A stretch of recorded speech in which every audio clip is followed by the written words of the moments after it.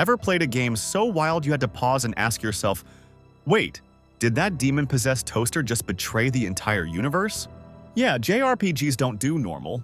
They go full soap opera with time travel, evil churches, and at least one character who's actually a god, or pretending to be one.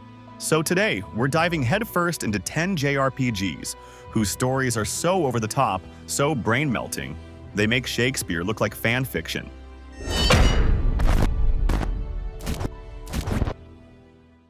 There's dramatic, and then there's The Legend of Dragoon, a game that looked at the word epic and said, cool, now triple it. What starts off as a classic revenge quest quickly unravels into this massive tangled web of lost civilizations, reincarnated souls, cursed magic, and world-ending consequences. And it's all told with the kind of intensity that only a PS1-era RPG could get away with. Melodramatic cutscenes, heavy lore drops, and emotional breakdowns every other town, but somehow it just works. At the center of it all is Dart, your fiery, revenge-fueled protagonist who slowly realizes he's caught in something way bigger than personal grief. But it's not just his story. Every character in your party has their own tragic baggage, and The Legend of Dragoon actually takes the time to unpack it. Rose might be the best example. She's stoic and cold at first, but as her backstory unravels, you realize she's been carrying centuries of guilt and heartbreak, and it hits hard. Even side characters like Levitz, Albert, and Meru get their spotlight, adding layers to a story that's as much about internal battles as it is about saving the world. But what really makes the narrative pop is how it keeps scaling up. You think it's about revenge, then it's about ancient empires, then it's about forbidden powers from another age. Then suddenly you're dealing with existential fate and soul cycles, and somehow the game makes all these jumps feel natural. And the combat system doesn't just sit in the background either. The additions mechanic keeps you engaged with timed button presses during attacks, turning every fight into a mini rhythm game. And once you unlock Dragoon transformations, your characters turn into flashy, armored avatars of destruction, complete with new skills and devastating magic. It's stylish, it's satisfying, and it feeds directly into the power fantasy the story builds up. So yeah, The Legend of Dragoon might be a little rough around the edges today, but the emotional core, the character arcs, and the sheer ambition of its story is timeless. Clair Obscur Expedition 33 is one of those rare RPGs that doesn't just tell a story, it wraps you in it, crushes your optimism, and dares you to keep going anyway. You're leading the 33rd doomed expedition into a cursed, dying world where hope is more of a memory than a feeling. Every step forward feels like a mistake. Every safe zone is temporary, and every character knows the odds are stacked against them. But what makes the narrative hit so hard is the emotional honesty. These characters aren't here to save the world. They're survivors, dreamers, people who've already lost too much but still keep moving because what else is there? The game doesn't dump backstory through long monologues. Instead, it slowly peels back their layers through journal entries, dialogue choices, and haunting flashbacks that hit you when you least expect it. And you start to realize the real journey isn't the physical expedition. It's watching these people come to terms with who they are and what they've done. And just when you think you figured it out, the game yanks the rug, flips the furniture, and lights your expectations on fire. There's one moment, no spoilers, but let's just say it redefines the entire expedition and left me staring at the screen like I'd just been emotionally mugged. Gameplay-wise, Clair Obscur blends classic turn-based combat with real-time inputs, requiring precise timing to block or maximize attacks. Battles are fast-paced and cinematic, but deeply strategic as you manage a shared cooldown bar for abilities, forcing tough decisions on when and who to act. Each character has unique skills tied to their emotions and personal arcs, while enemy patterns demand constant adaptation. It's stylish, tense, and rewards both reflexes and planning. In the end, Clair Obscur isn't just a story you follow. It's one you survive, and that's what makes it hit so damn hard. If you've ever wanted a JRPG that feels less like a fantasy epic and more like a punch to the soul, Suikoden 2 is the one. No flashy summons, no over-the-top anime theatrics. Just a grounded emotional roller coaster wrapped in political drama, personal betrayal, and the slow, agonizing fall of a friendship that once meant everything. It's not about saving the world. It's about what happens when your best friend becomes your worst enemy, and the war that erupts in between. But the brilliance of Suikoden 2 lies in how human it feels. The conflict doesn't come from monsters or gods, but from ideologies, loyalty, and impossible choices. You play as a silent protagonist who gets swept up into a rebellion, not because you're destined for greatness, but because fate decided to mess with your entire life. And your childhood friend, the same guy who used to spar with you and dream about peace, is now leading the other side, one strategic move at a time, losing pieces of his soul in the name of unity. And it's not just about the main duo. Suikoden 2 throws 108 characters your way, and somehow makes a shocking number of them feel memorable. Some are political power players, others are broken warriors, rebels, cooks, ninjas, even squirrel knights. The game builds a sense of community that's rare, as this isn't just your army, it's your people. And every base upgrade, every recruit adds life to your growing resistance. Mechanically, it's deceptively simple. You've got classic turn-based battles, but also large-scale army skirmishes and one-on-one duels that boil everything down to raw emotion and timing.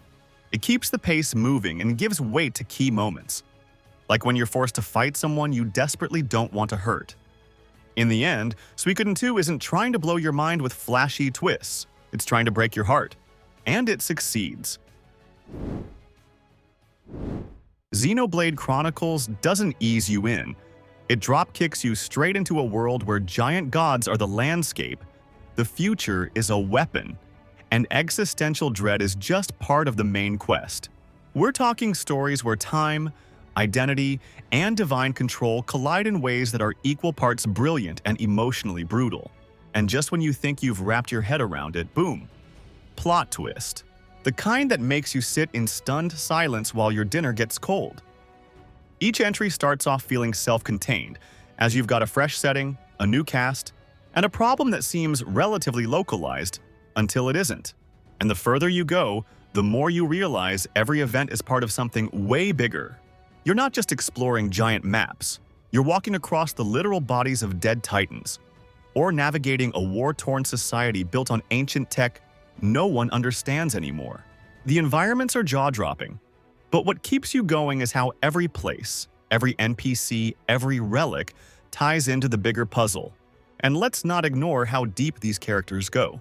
Shulk, for instance, begins as this quiet, book-smart guy with a weird lightsaber and a vengeance problem.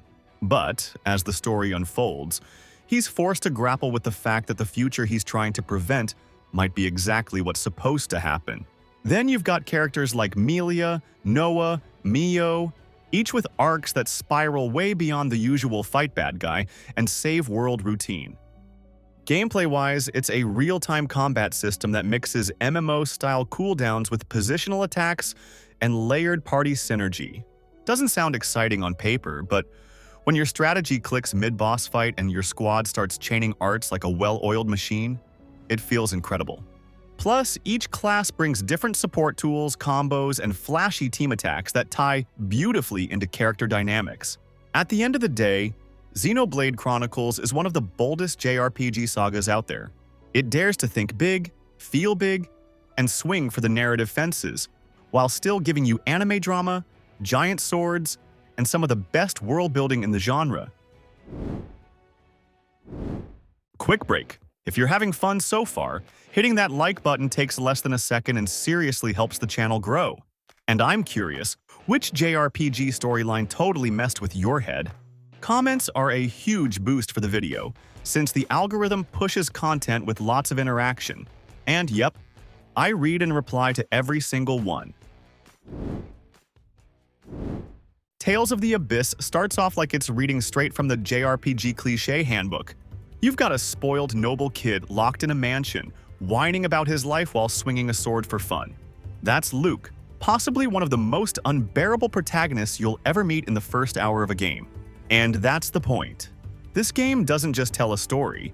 It builds a person, breaks them, and then forces you to watch them claw their way toward redemption.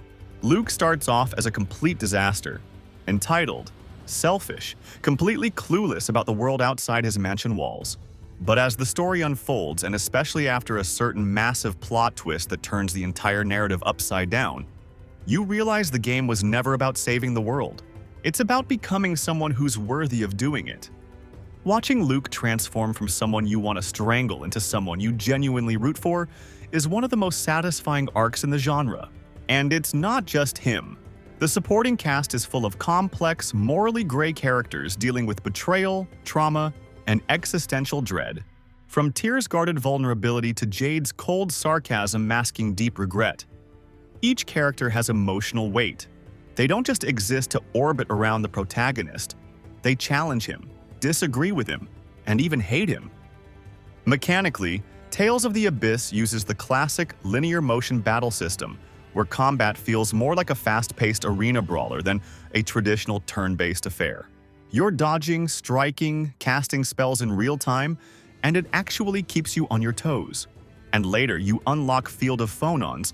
Yeah, the name's ridiculous, but the system's smart. Cast enough elemental attacks in the same spot and the terrain changes, letting you unleash new moves. But what makes this game stick isn't the flashy combat or the cool powers, it's the writing. The conversations feel human, the stakes feel personal, and by the end, you're not just saving the world. You're watching a broken kid finally figure out who he is. If you ever want to see what peak storytelling looks like on a bunch of chunky pixels, Final Fantasy VI is the gold standard. No chosen one nonsense, no prophecy-driven plot.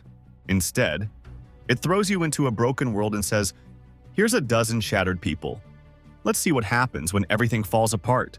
And it's brilliant. The opening alone sets the tone.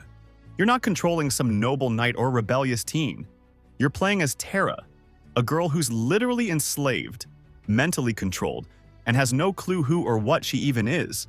And that's just the first 20 minutes. From there, Final Fantasy VI builds an ensemble cast where everyone feels like the main character.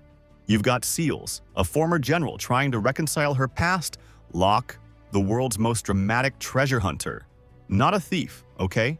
Edgar, the womanizing king with more depth than you'd expect. And Shadow, the ninja with a tragic past and a dog cooler than most human characters. But what makes the story hit like a freight train is that it doesn't play it safe. About halfway through, the villain actually wins. Like, not almost wins, or we stopped him at the last second. No, Kefka destroys the world, becomes a literal god, and builds a throne on the ashes of everything. And the rest of the game is about finding the will to fight back after you've already lost, and that shift changes everything. Also, the gameplay is deceptively elegant. Each character has a unique ability. From Sabin's fighting game-style inputs to Cyan's charged sword tech, you learn how to use each person's quirks in combat, and that makes them feel even more them. Magic comes from equipable espers, letting you mix and match spells, but it never dilutes the identity of your squad. So yeah, Final Fantasy VI isn't just a classic because it's old. It's a masterclass in how to juggle 14 characters, world-ending stakes, and a nihilist clown, and still leave you emotionally wrecked in the best way. On the surface, Persona 4 might look like a cozy, small-town murder mystery with a bunch of teens juggling school and demon fighting. But beneath the cheerful J-pop soundtrack and sunny yellow menus, this game hides one of the most emotionally layered and psychologically sharp narratives in the JRPG genre. It's not just about who did it. It's about why people hide their true selves, and what it takes to accept the parts of us we don't want anyone else to see. The story kicks off when a string of bizarre murders shakes the quiet, rural town of Inaba, and your character, a transfer student with the emotional range of a brick at first glance, gets pulled into a supernatural realm inside the TV, where people's darkest secrets literally manifest as monsters. What makes this setup so brilliant is how every major story arc revolves around a different party member facing their own distorted inner self.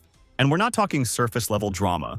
We're talking repressed sexuality, hidden insecurities, family trauma, real stuff, all wrapped in anime flair. Every confrontation in the TV world ends with a character either denying or accepting their shadow, the twisted version of themselves.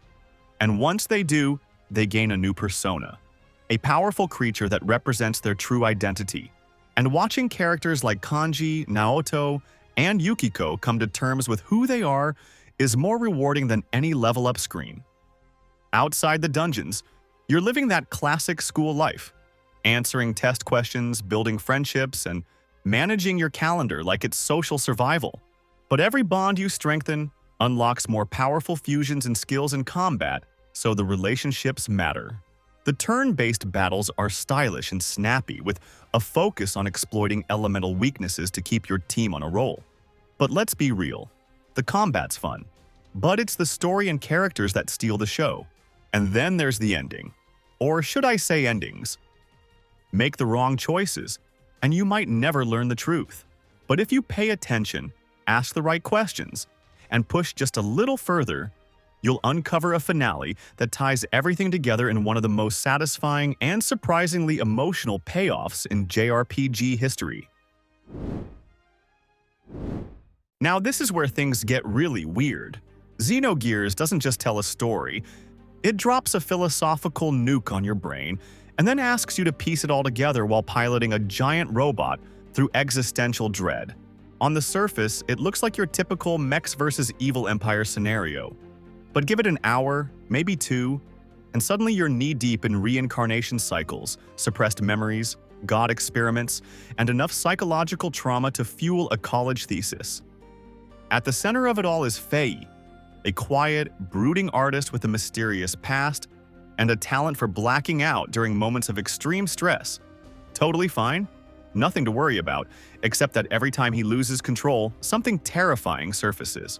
The game peels back his identity like an onion dipped in Freud and Jung, revealing layer after layer of suppressed personas, ancient connections, and a terrifying link to the world's unraveling truth. It's a story that doesn't just question who you are, it asks why you are, and whether that question has ever really been yours to answer. And the rest of the cast isn't just there to tag along. Characters like Ellie, Bart, and Setian are deeply tied to the game's themes, each one representing broken ideologies, generational trauma, or religious disillusionment. The writing takes its time building those connections, and the payoffs hit hard. It's not always clean or polished, but that rawness actually helps the narrative feel more human, more uncomfortably real. And yeah, the gameplay doesn't get left behind in all this brain-melting madness. You've got traditional turn-based combat, spiced up with combo inputs, energy management, and of course, gears. These hulking mechs change the flow of battle completely, using fuel as a resource that adds a tactical edge to every decision. Blow all your fuel early for max damage, or play it safe for the long game.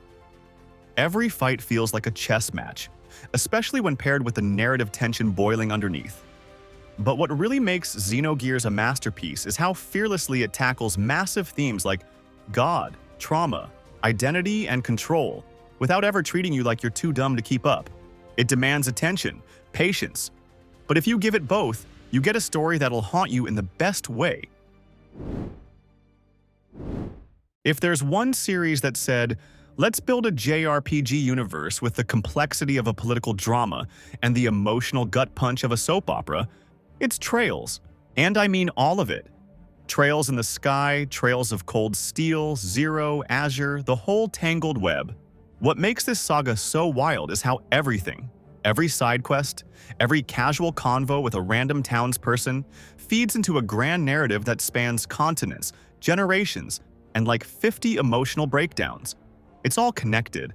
And that's not just marketing fluff, as characters show up across different arcs, events foreshadow stuff that won't pay off until 3 games later, and major story beats hit harder because you've lived with these people. You start off dealing with local corruption or school politics, and then boom! Suddenly you're knee-deep in shadow wars, ancient conspiracies, and geopolitical chaos that makes real-world drama look like amateur hour. Plot twists don't just come out of nowhere. They're built up with breadcrumbs, so when they hit, they really hit. And the way arcs intertwine across different games is pure narrative flex. And the cast? You've got plucky students, war-scarred veterans, secret agents, literal princes in disguise, each with their own motives, traumas, and unforgettable arcs. You get full-on character development that unfolds over dozens of hours, evolving naturally as the world shifts around them. Mechanically, the series rocks a turn-based combat system with a twist. The positioning matters, elemental arts play a role, and the order system lets you chain buffs and special moves in creative and satisfying ways. Add in strategic loadouts with quartz builds, and you've got layers to tinker with if you're into that crunchy RPG depth. But even if you just want the drama, Trails delivers. If you want layered storytelling, rich character arcs, and a world that genuinely remembers what you did 10 chapters ago, there's nothing else like it. If Final Fantasy Tactics blew your mind back in the day, then let's talk about the game that walked, so it could sprint into chaos. Tactics Ogre. This isn't your typical save-the-world with friendship story, this is war. Ugly, complicated, and no good guys war. From the moment you hit start, you're knee-deep in political betrayal, ethnic strife, and moral dilemmas that make most JRPGs look like fairy tales in comparison. You play as Danum, a young fighter trying to protect his people in the middle of a brutal civil conflict. But nothing is black and white here. Every decision you make, who to ally with, who to sacrifice, or who to spare, comes back to bite, shape the story, and change who Danum becomes.